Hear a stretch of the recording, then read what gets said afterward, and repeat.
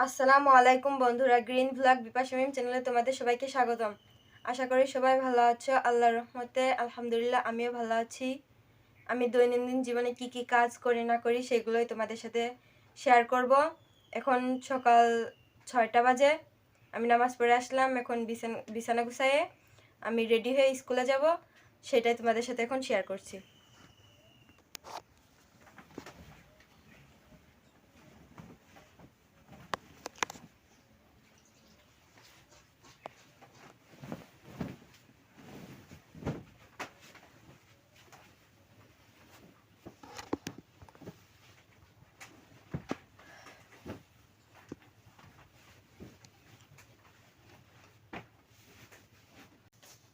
বন্ধুরা, এতদিন আমি ভিডিও দিইনি কারণ 8 মাস তো ভিডিও দিতাম না।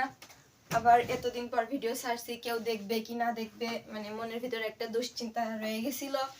তার জন্য আমি এতদিন ভিডিও দেইনি।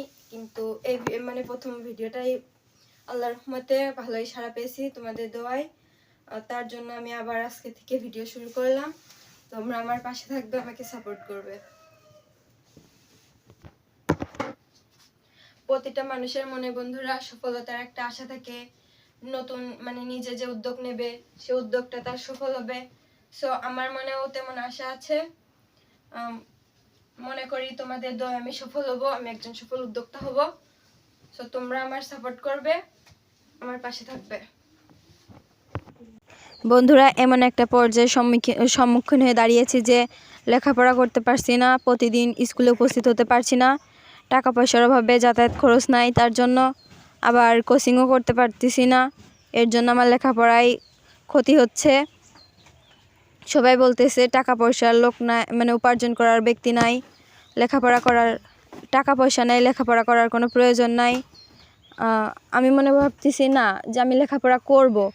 কে কি বললো না বললো এটা আমার কোনো প্রয়োজন না। হাজার কষ্ট হলে আমি লেখাপড়া করব, নিজের পায়ে নিজে দাঁড়াবো। আবার আমার আম্মু বলতেছে কষ্ট হয় হোক, তাও আমি মেয়েকে লেখাপড়া শিখাবো, নিজের পায়ে নিজে দাঁড়াক, তারপর যা হয় হবে। টাকা পয়সার যা হয় হবে, তাও আমি মেয়েকে হাজার কষ্ট হলেও লেখাপড়া শিখাবো। লেখাপড়া না পারলে আবার আমিও ভাবতেছি না হাজার কষ্ট হোক না কেন, আমিও লেখাপড়া করব, নিজের পায়ে নিজে দাঁড়াবো। এর জন্য আমি এখনো লেখাপড়া চালিয়ে যাচ্ছি।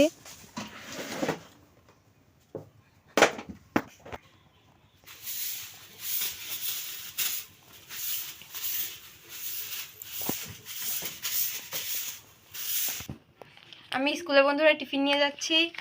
আম্মু শাক ভাজি করে দিয়েছে, আর এই যে ভাত। আমি এখন এই টিফিনটা স্কুলে টিফিন খাওয়ার জন্য নিয়ে যাচ্ছি।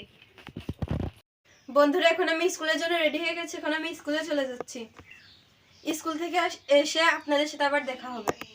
বন্ধুরা, আমি এখন স্কুল থেকে চলে এসেছি টিফিনে। বাসা থেকে ফোন করলে আম্মু অসুস্থ, তার জন্য আমি স্কুল থেকে চলে এসেছি।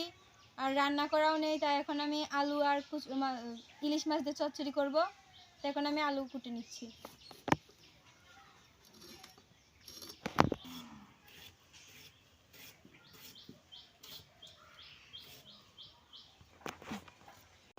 বন্ধুরা, আব্বু মারা যাওয়ার পর রান্নাঘর ভেঙে অন্য সাইডে দেওয়া হচ্ছে, তার জন্য বাড়ির পরিবেশটা ততটা ভালো নেই।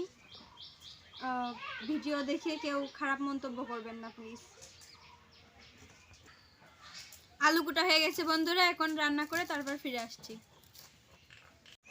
বন্ধুরা, রান্না করে গোসল করে খেয়ে দিয়ে আবার আপনাদের সামনে ফিরে আসলাম।